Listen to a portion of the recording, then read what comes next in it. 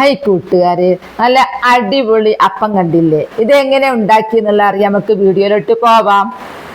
അരസേറ് അരി എടുത്തു, അതിലേക്ക് പച്ചരി, അതിലേക്ക് വെള്ളം ഒഴിച്ചു കുതിരാൻ വെച്ചു. കുതിർന്നതിന് ശേഷം ഞാൻ കഴുകിയിട്ട് അരിപ്പയിലേക്ക് ഒഴിച്ചു വെച്ചു.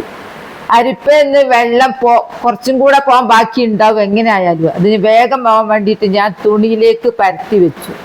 തുണിയിലേക്ക് അങ്ങ് പരത്തി വെച്ചാൽ പെട്ടെന്ന് വെള്ളം വാർന്നു വെക്കുള്ളൂ. നമുക്ക് പൊടിക്കാൻ സുഖമാണ്. പൊടിക്കാൻ വേണ്ടി ഒരുങ്ങി അതിലേക്ക് നല്ല ജീരകം ഏലം ഇട്ടു. പൊടിക്കുമ്പോൾ തന്നെ അങ്ങ് ഇട്ടാൽ പിന്നെ പൊടിയിടേണ്ട ആവശ്യമില്ലല്ലോ. അങ്ങനെ പൊടിച്ചു കഴിഞ്ഞു. പൊടിയിലേക്ക് കുറച്ച് മൈദപ്പൊടി ചേർക്കുന്നു, ഒന്നും കൂടി സോഫ്റ്റ് ആവാൻ വേണ്ടിയിട്ട്. കുറച്ച് ഉപ്പും ചേർക്കുന്നുണ്ട്. ഇനി മാവ് കൂട്ടാൻ വേണ്ടി വെല്ലം വേണമല്ലോ അപ്പത്തിന്. വെല്ലം ഉരുക്കാൻ വെച്ചു. അങ്ങനെ ഉരുക്കി കഴിഞ്ഞാൽ നമ്മൾ അരിപ്പയിൽ ഒഴിക്കണം. അരിപ്പയിൽ ഒഴിച്ചില്ലെങ്കിൽ കല്ല് പോവില്ലല്ലോ, അപ്പം തിന്നാൻ പിന്നെ കഴിയില്ല, കല്ല് കടിച്ചു പോയാൽ പിന്നെ. അങ്ങനെ ഉരുക്കി കഴിഞ്ഞ വെല്ലം പൊടിയിലേക്ക് ഇട്ടു മാവാക്കി മാറ്റുന്നു.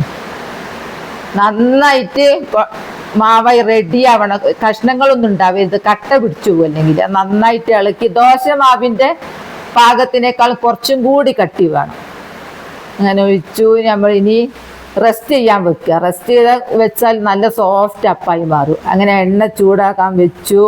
അപ്പം ചൂടാൻ പോവുകയാണ്. ഇതാ മാവ് കുറച്ചൊഴിച്ചു നോക്കി എങ്ങനെ ഉണ്ട് എന്നറിയാൻ. എന്താ അടിപൊളി അപ്പാവും തോന്നുന്നുണ്ട്. അങ്ങനെ അടിപൊളി അപ്പായി റെഡിയായി വന്നു. ഇതാ ഉഷാറായിട്ടുണ്ട്.